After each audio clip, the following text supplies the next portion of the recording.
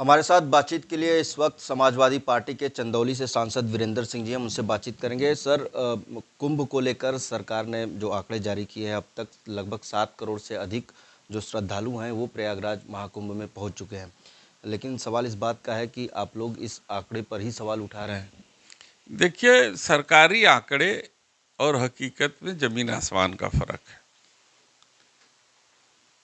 हम लोगों के सगे संबंधी, रिश्तेदार, नातेदार, दोस्त, मित्र बहुत से लोग हैं जो जा करके प्रयागराज में डुबकी लगा करके आए हैं।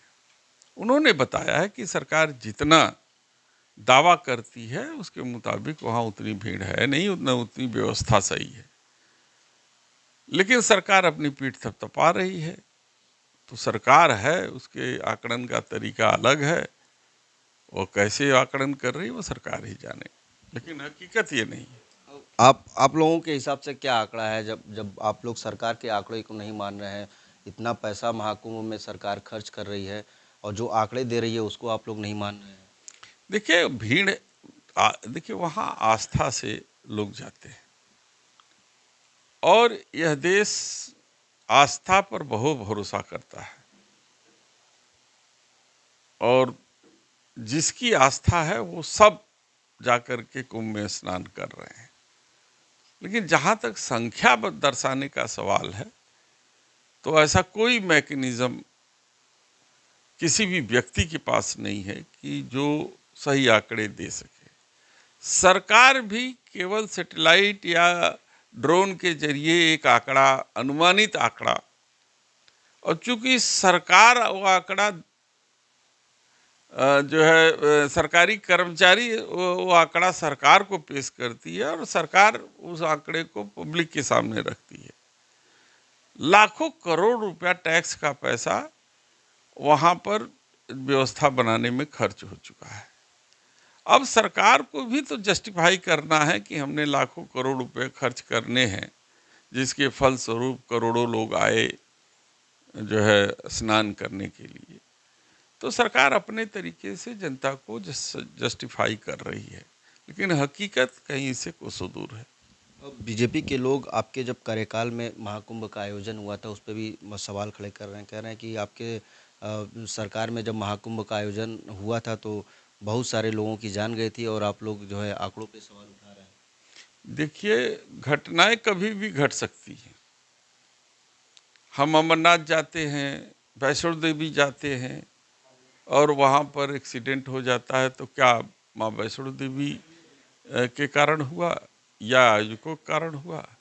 वो घटनाएं कभी भी हो सकती हैं, लेकिन जो भी सरकारें रहती हैं उसकी ये जिम्मेदारी बनती है कि एक अनुमान के आधार पर कि कितने लोग वहाँ आने वाले हैं, उसके अनुसार उनके रहने का, उनके आने जाने का, उनके खाने का, उनके ठहरने का, चूँकि कुंभ हमेशा ठंड के मौसम में पड़ता है और इस समय बुआई करके, गेहूं की बुआई करने के बाद किसान जो है फ्री हो जाता है और वो चाहता है कि कुंभ एक देशाटन के रूप में इस्तेमाल करे और वहाँ जा कर के देश दुनिया से लोग मिलते हैं और लोग अपने अपने क्षेत्र और अपने अपने भौगोलिक स्थिति के बारे में चर्चा करते हैं, एक दूसरे से जानकारी प्राप्त करते हैं, मिलते हैं। और चूंकि वो आस्था है से जुड़ा होता है, इसलिए लोग शौक से जाते हैं और जा करके गंगा में डुबकी लगा करके देश और समाज और अपने कल्याण के लिए दुआ करते हैं, मांगते हैं, भगवान से प्रार्थना करते हैं।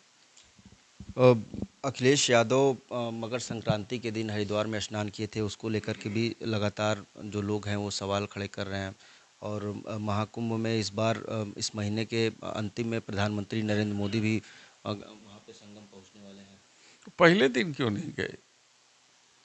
मैं तो समझता हूँ कि हमारे राष्ट्रीय अध्यक्ष जी ने पहले दिन जब सूर्य मकर राशि में प्रवेश करता है तो उस संक्रमण काल में जो पुण्य की प्राप्ति होती है, उन्होंने गंगा जी में स्नान करके पुण्य को प्राप्त किया और संभवतः उनको गंगा में स्नान करते देख करके बाकी दलों के नेताओं को भी लगा होगा कि मजबूरी में ही सही लेकिन उनको भी जाकर के डुबकी लगाना पड़ेगा, और देखिएगा कि सब लोग जाकर के डुबकी लगाएंगे और पुण्य को प्राप्त करने की कोशिश करेंगे। मिल्कीपुर उपचुनाव को लेकर के तैयारी तेज है, दिल्ली में भी चुनाव चल रहा है, लेकिन सवाल इस बात का है कि दिल्ली में जो है आप लोगों ने आम आदमी पार्टी को समर्थन दे दिया है और यहाँ पे कांग्रेस के साथ हैं, तो ये याराना कैसा है, जनता समझना चाह रही है कि दिल्ली में आप लोग जो हैं वो कांग्रेस के खिलाफ हैं और यहाँ पे कांग्रेस के साथ हैं। देखिए, हम लोग कांग्रेस के खिलाफ नहीं हैं। सवाल ये है कि जब इंडिया गठबंधन बना था तो उस गठबंधन बनते समय इस बात को ध्यान रखा गया था कि स्थानीय स्तर पर जो रीजनल पार्टियां हैं जहां भी हैं वो मजबूत हैं, वहां पर सबको मिल करके उनका साथ देना चाहिए, और देश स्तर पे चुनाव होगा तो इंडिया गठबंधन मिल करके एक दूसरे का साथ देगा।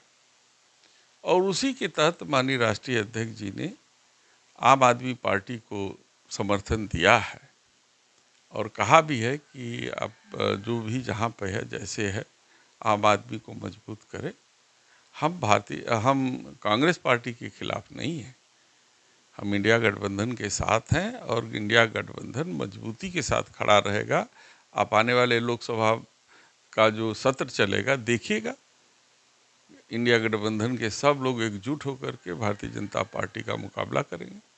जब मिल्कीपुर चुनाव में अधिकारियों को लेकर के भी सवाल खड़े हो रहे हैं आप लोग के द्वारा, जिस तरीके से मझवा उपचुनाव हुआ, तमाम जो तस्वीरें सामने आई उसको लेकर के आप लोग फिर से जो है सवाल खड़े कर रहे हैं मिल्कीपुर में, क्या इसको लेकर के कोई शिकायत वगैरह भी? देखिए, हम लोगों का जो पिछले चुनाव का अनुभव रहा है वो यही अनुभव रहा है कि जिस तरीके से मतदाताओं को वोट डालने से रोका गया, उनका नाम मतदाता सूची से बाहर कर दिया गया, पुलिस तंत्र के माध्यम से उनको गांव से निकलने से रोका गया, ये सारा अनुभव बताता है कि भारतीय जनता पार्टी के पास सिवाय पुलिस और प्रशासन तंत्र के अलावा कोई रास्ता है नहीं। वहाँ पर हम सब चुनाव जीत गए हैं, इसलिए जीत रहे हैं कि हमारा जो प्रत्याशी है वो स्थानीय प्रत्याशी है। श्री अवधेश प्रसाद जी वहाँ के सांसद हैं, 8 बार वहाँ विधायक भी रह चुके हैं, जनता के बीच के हैं, उनके सुख दुख में हमेशा बने रहते हैं। और भारतीय जनता पार्टी ने गुजरात से आयातित करके एक प्रत्याशी अपना उतारा है और पीडीए के ही प्रत्याशी को उन्होंने चयनित किया है। ये पीडीए की सबसे बड़ी जीत है और वो उससे मुकाबला करने की कोशिश कर रहे हैं जो कभी सफल नहीं होंगे। चलिए, बहुत शुक्रिया बातचीत के लिए। तो ये थे हमारे साथ बातचीत के लिए समाजवादी पार्टी के चंदौली से सांसद वीरेंद्र सिंह जी, जिन्होंने तमाम मुद्दों पर हमसे बातचीत की। वाराणसी से विनीत श्रीवास्तव, भारत समाचार।